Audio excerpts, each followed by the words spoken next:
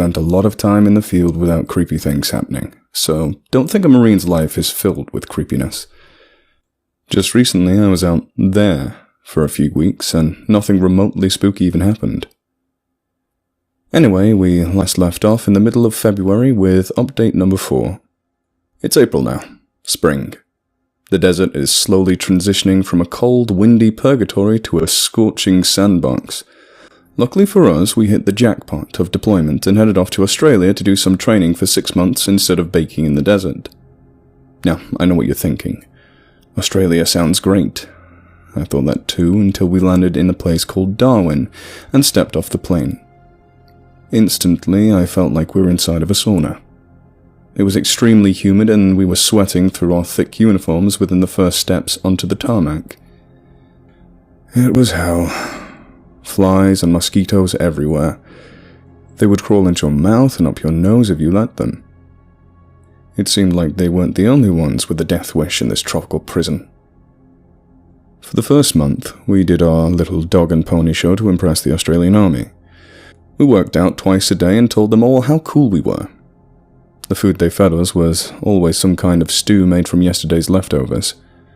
That got old really quick. Being Americans, we quickly found the nearest fast food restaurant and supplier of 2 liters so that we could stock up on calories before the field. We really didn't know what to expect on our first field up. All we knew was that we would be heading into thick brush hundreds of kilometers from civilization and expect to be killed by 20 different animals by the first night, if we were lucky. That's not an exaggeration by any means. There's a plant called the Jimpy Jimpy, aka the suicide plant, because the pain from its sting is so intense and long-lasting that most people and animals just kill themselves. Also, there's a virus in the dirt known as the Vietnam time bomb. Stuff will kill you from the inside out. Our first few days out there were pretty exhausting. We did a ton of patrolling at night, or, as I like to call it, walking blindly into spiderwebs. We would try to sleep during the day, but if you slept more than an hour, you'd wake up dazed and dehydrated from the sun. I think it was around day 12, towards the end of the field up, when things started to get interesting. We were completely fucking lost, as usual, and wandering around in one long file during the night. There was no moon, and all you could hear were the various birds and other animals repeating the same noises over and over. It was all a blur until the guy in front of me stopped and picked something up. I didn't really pay any mind until we had halted for a break, and he turned around to me. "Hey, check it out, I found a doll." "What? A fucking doll?" He held it up and sure enough, it was a doll.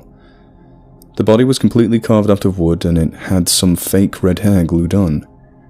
Its eyes were just burn marks and it had a creepy little smirk scratched across its face. Weird. Keep in mind we are quite literally in the middle of nowhere.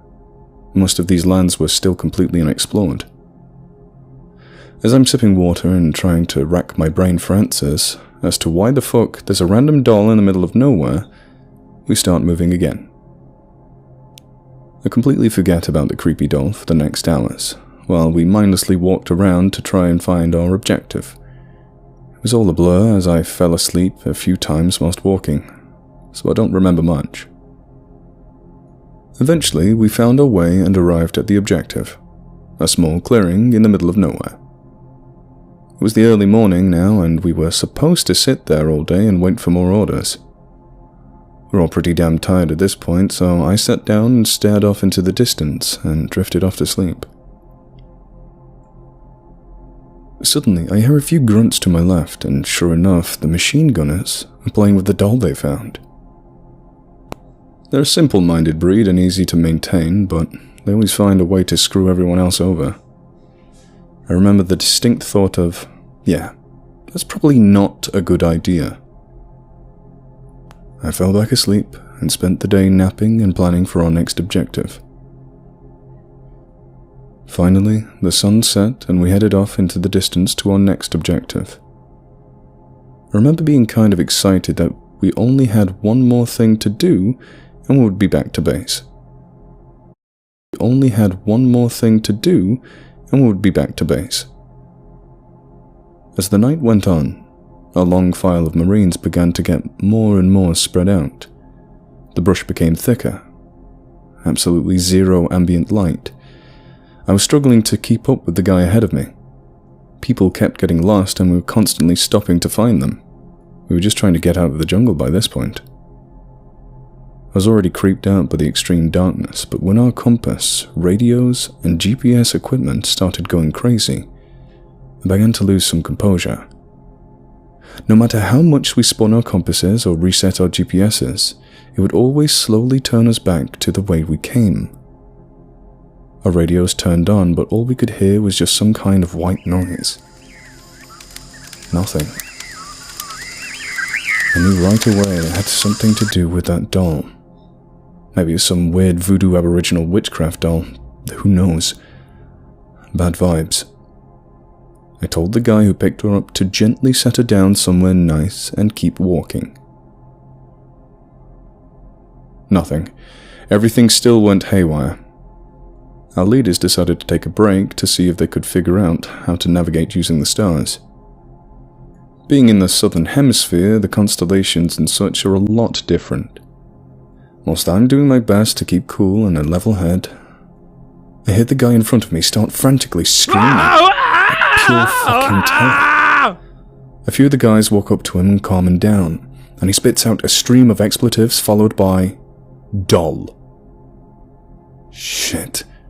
The doll somehow made its way back into his pack. We're too spread out for this to be practically joking. It was just too impossible. We both walked past it when we set it down. No one is laughing. He grabs the doll and puts it down. He starts talking to it and apologizing like it was a real human person. I remember making a mental note of how absurd that was. By now, our fearless leaders seem to have figured out where to go, so we start moving. I didn't want to stop because I knew that doll was probably still with us. But we're talking about lieutenants. We're bound to get lost. Eventually, we stop, and all of us are holding our breath whilst the guy checks his pack. Nothing. We sit down and relax. The air gets a little lighter and easier to breathe. There's a bunch of commotion coming from a few guys back. One of the lieutenants found the doll in their bag. He's completely lost his mind at this point, laughing and crying at the same time. Day 12 of the field up and all the heat, bugs and creepy crap just broke his mind. We put the doll against some logs a few meters away from us and everyone paused to assess the situation. We're lost in the middle of nowhere. We have no idea where we're going and we don't have much water. Awesome. I can imagine the smirk on the doll's face whilst we all collectively lose our minds. At least the sun is starting to come up. For the next 30 minutes, we try to confirm our last known location and get the general idea of where we are. The doll isn't done with us just yet. Suddenly, we start to smell smoke. Off in the distant tree line, we see a blazing fire, and we pick up. Someone grabs the ineffective lieutenant, and we head away from the fire into the opposite direction. Sure enough, it's coming from that way too. We keep trying to find a way out until we realize we're walking in circles. There's fire everywhere. In the face of imminent death, sit down and take cool pictures and hope someone finds them in the aftermath. I was never really a believer in any kind of higher being, and I still don't. I guess we just got extremely lucky. We heard a helicopter flying overhead, and I'm assuming they realized we were lost after we hadn't checked in for a super long time. The pilot made an amazing landing between some trees and began ferrying us out of the clearing a few hundred feet away. We made a conscious effort to leave that damn doll behind in the flames. However, my troubles were not all behind me. Guess what we found when we got back?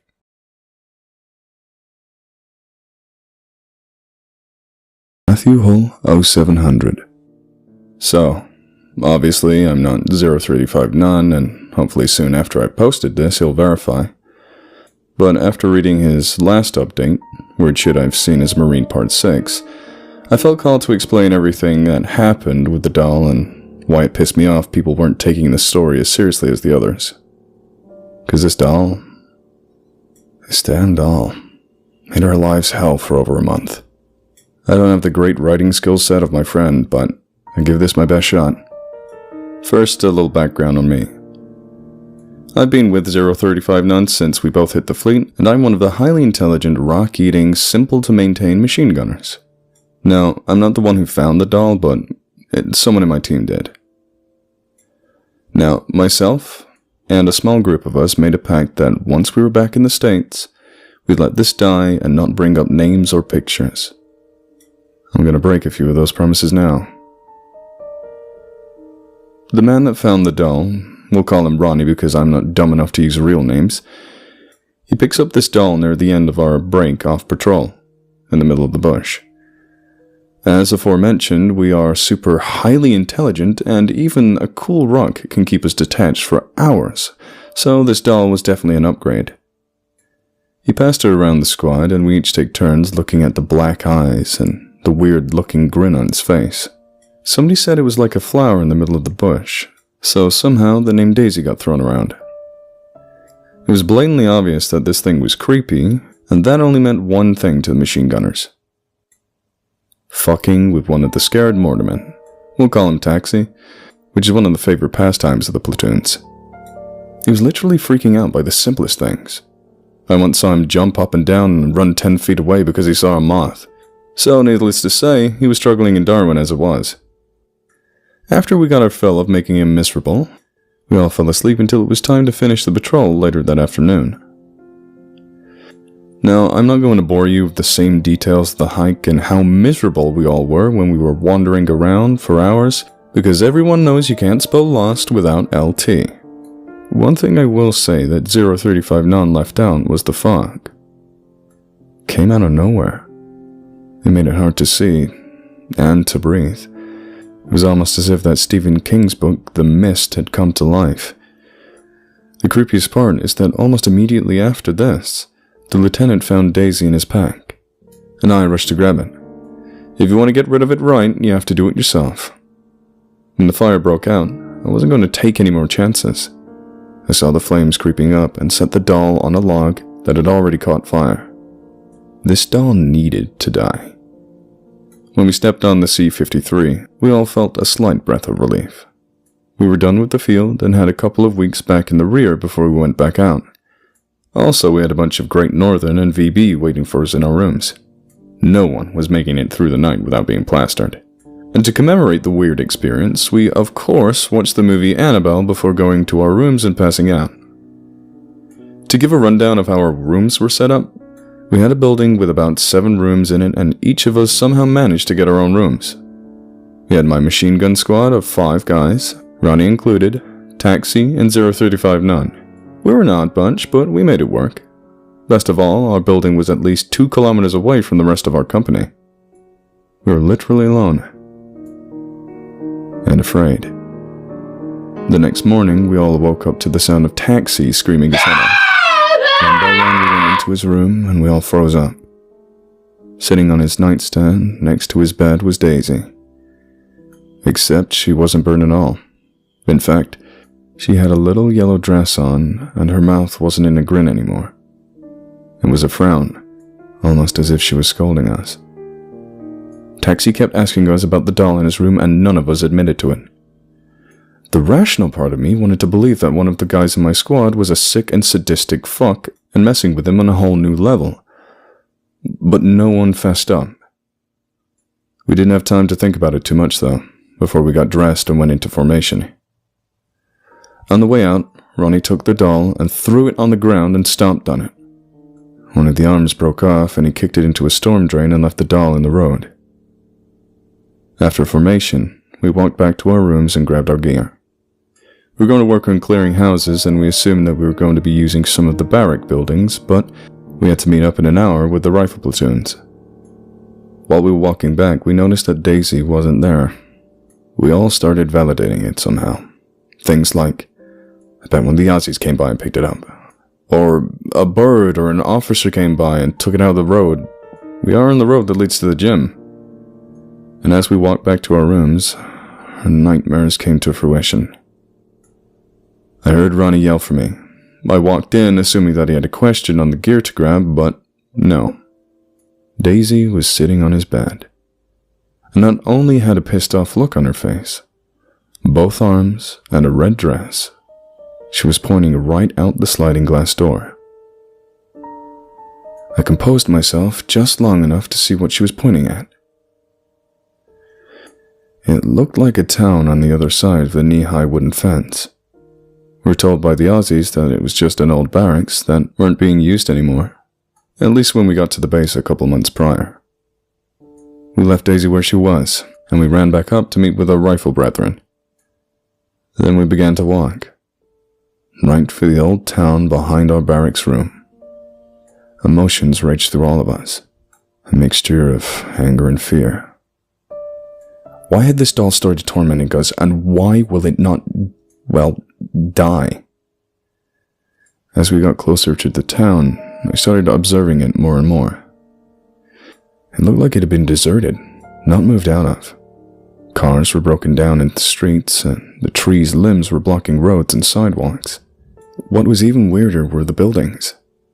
They were all on stilts, single-story houses that were 10 feet up in the air, and underneath was a concrete slab. We went throughout the day and nothing weird happened except we passed a bunch of no trespassing asbestos area signs. Presumably the reason the Aussies moved out. But when the sun started to set, we were getting a couple of night raids in. I was the lucky son of a bitch who had to sit in an abandoned, asbestos-ridden, and creepy house pretending to be the enemy, while the platoon patrolled from about a kilometer away to get to the house. A sergeant had already told me to just lay down in the room at the end of the hall and wait for them to breach.